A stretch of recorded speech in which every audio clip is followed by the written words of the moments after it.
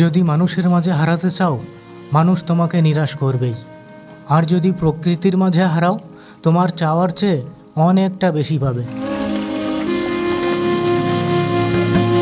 আর সে কারণেই তো বলি, ঘর থেকে বের হও, নিজেকে বিলিয়ে দাও, নিজেকে খুঁজে নাও প্রকৃতির মাঝে।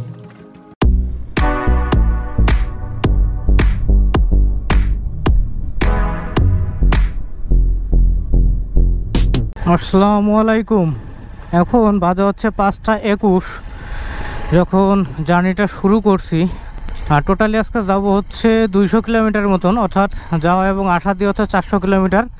সকালের আকাশ, সূর্যোদয় এখনও হয়নি, কেবল মানুষ নামাজ পড়ে ফিরতেছে আর কি।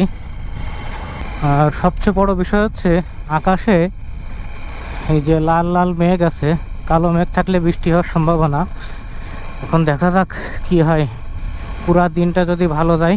এইটাই সকালবেলা এই একটা জিনিস মোটামুটি মজার, সেটা হচ্ছে যে পাবলিক ট্রান্সপোর্ট কম থাকে রাস্তায়, যে কারণে একেবারে ফাঁকাই পাওয়া যায় বলা যায়। সকালে খাওয়া দাওয়া করে বের হই নাই, কিন্তু এত তাড়াতাড়িও খাবো না। আর এত তাড়াতাড়ি হয়তো সামনে খাবার পাওয়াও যাবে না, হোটেল টোটেল খুলতে হয়তো 7টা তো বেজে যাবেই। আর 24 আওয়ার যেসব হোটেলগুলো চলে সেইগুলো পাইলে হয়তো সকাল সকাল খাওয়া যায়, কিন্তু আমি চাচ্ছি না যে 7টা-8টার আগে কিছু খাইতে আর কি। মানে বাসায় যেরকম খাই সেরকমই কোনো জায়গা থেকে খেয়ে নেব। আর তার আগে বাদ বাকিটুক এই যে ফাঁকা রাস্তায় বা একটা ক্লিয়ার রাস্তায় বাদ বাকিটুক যতটুকু রাস্তা আগিয়ে নিয়ে যায় ততটুকুই ভালো।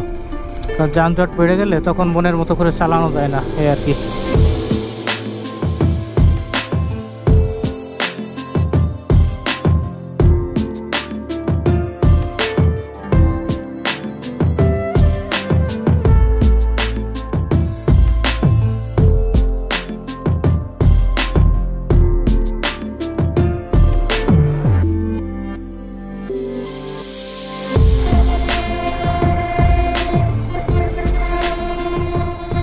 আচ্ছা, ট্রেন যাচ্ছে যখন যশোরে, অর্থাৎ ঝিনাইদহ জেলা থেকে যশোর জেলায় যাচ্ছে, আমি তখন যশোর জেলা থেকে ঝিনাইদহ জেলায় প্রবেশ করলাম আর কি।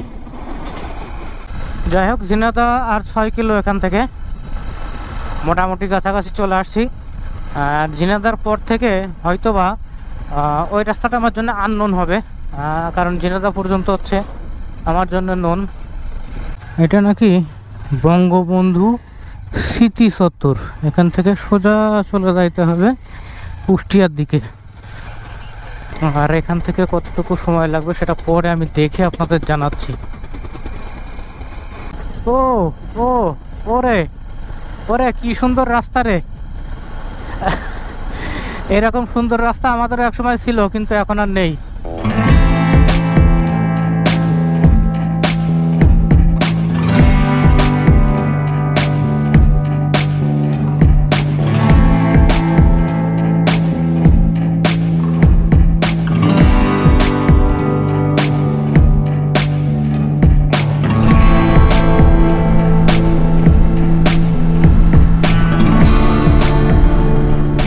আচ্ছা, এখান থেকে নাটোর হচ্ছে আপনার 70-72 কিলোমিটার।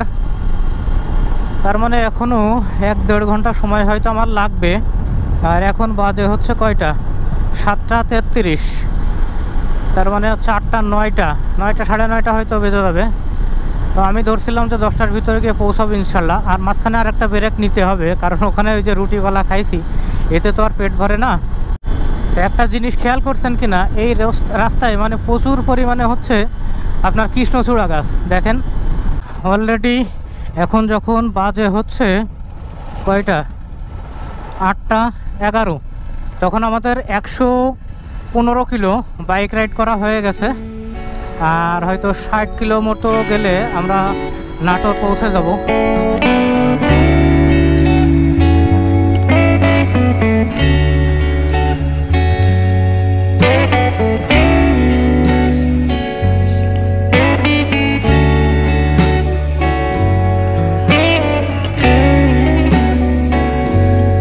সামনে হচ্ছে লালন শাহ সেতু।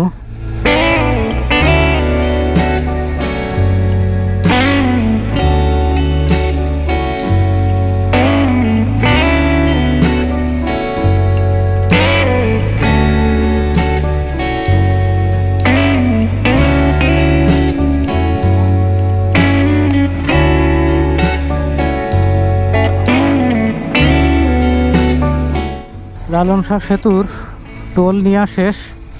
এখন যেটা করব সেটা হচ্ছে যে লালন শাহ সেতুতে উঠবো। লালন শাহ সেতু, ও জীবনে প্রথম বাইক নিয়ে লালন শাহ সেতুতে, কি ভালো লাগতেছে না? আর যদি আসার সময় পাই তাহলে এখানে দৌড়াবো। আচ্ছা, এখানে একটা মজার বিষয় হচ্ছে, সামনে তো এই যে রূপপুর পারমাণবিক কেন্দ্র, রাইট, আর এই পাশে হচ্ছে এটা হচ্ছে রেল সেতু, অর্থাৎ লালন শাহ, এটা হচ্ছে লালন শাহ সেতু, আর এটা হচ্ছে রেল সেতু, পাকশি রেল সেতু, আর এ পাশে হচ্ছে আপনার কি বলা যায় রূপপুর পারমাণবিক কেন্দ্র। তাহলে কেমন লাগতেছে বিষয়টা? মানে অনেকগুলো দেখার জিনিস বা দর্শনীয় স্থান যাই বলেন না কেন, সেটা একসাথে আমরা দেখতে পাচ্ছি, রাইট। ভালোই লাগতেছে, আমার তো ভালো লাগতেছে। আপনাদের কেমন লাগতেছে অবশ্যই বলবেন।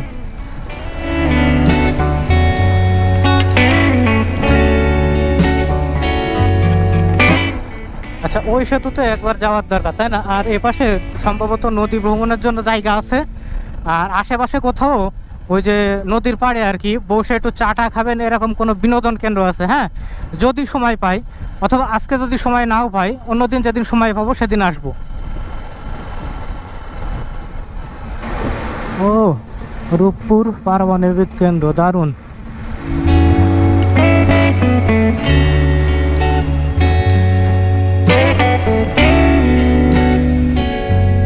কাছে থেকে দারুণ লাগে তো, মানে কি বড় বড় প্লান্ট।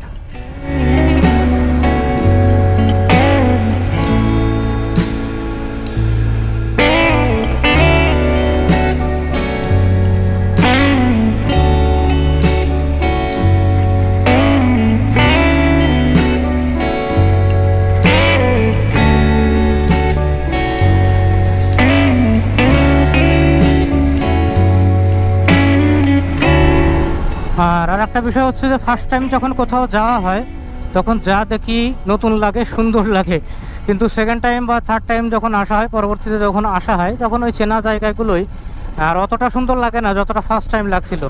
আচ্ছা, এখান থেকে নাটোর কোন দিকে?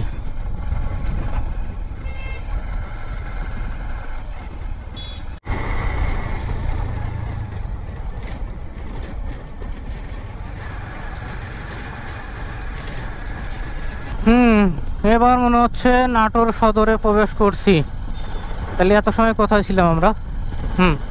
মানে নাটোর উপজেলায় প্রবেশ করলাম না, জেলা হইল সদর উপজেলা, নাটোর সদর উপজেলা।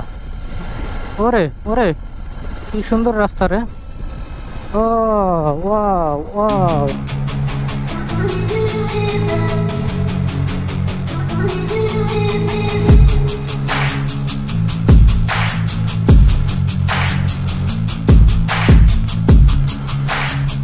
দারুণ না? দেখেন রাস্তার দুই পাশে কিন্তু এটা আম গাছ, কিন্তু আম কই রে ভাই? আম গাছ আছে বাট আম নাই, বিষয়টা তো বুঝলাম না।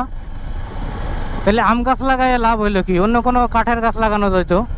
মানে রাজশাহী, চাপাই, তারপরে নাটোর, এইদিকে যে আসছি এটা প্রমাণ হচ্ছে যে আম গাছ, মানে এলাকা আমের জন্য বিখ্যাত। সে ঠিক আছে, কিন্তু আম তো থাকা লাগবে, গাছ দেখে তো লাভ নাই রে ভাই।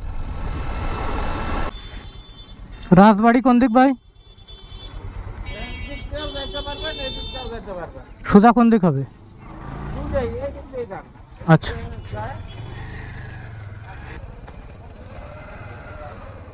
রাজবাড়ি কোন দিকে কাকা? নাটোর রাজবাড়ি, অনেকে এটাকে রানী ভবানীর রাজবাড়ি বলেও ডেকে থাকে।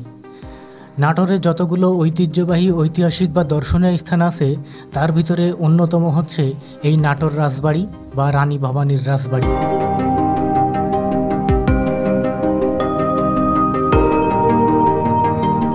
নাটোরে আরও যে ঐতিহ্যবাহী, ঐতিহাসিক বা দর্শনীয় স্থানগুলো আছে সেগুলো একে একে আপনাদের আমি ঘুরে দেখাবো।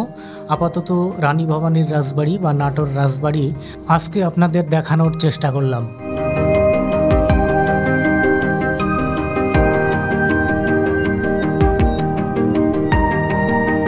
তো আমরা দেখে নেব স্লোগানে সারা বাংলাদেশ ঘুরে বেড়াচ্ছি, আর তারই ধারাবাহিকতায় এবার আসছিলাম নাটোরে। আর আপনারাও যদি চান যে আমার সাথে ঘুরতে, তাহলে আমার চ্যানেলটা সাবস্ক্রাইব করে নোটিফিকেশন বেলটা প্রেস করে রাখবেন, যাতে পরবর্তী কোনো ভিডিও দিলে সঙ্গে সঙ্গে আপনারা জেনে যেতে পারেন। তো দেখা হচ্ছে পরবর্তী কোনো ভিডিওতে। সে পর্যন্ত সবাই ভালো থাকবেন। আল্লাহ হাফেজ।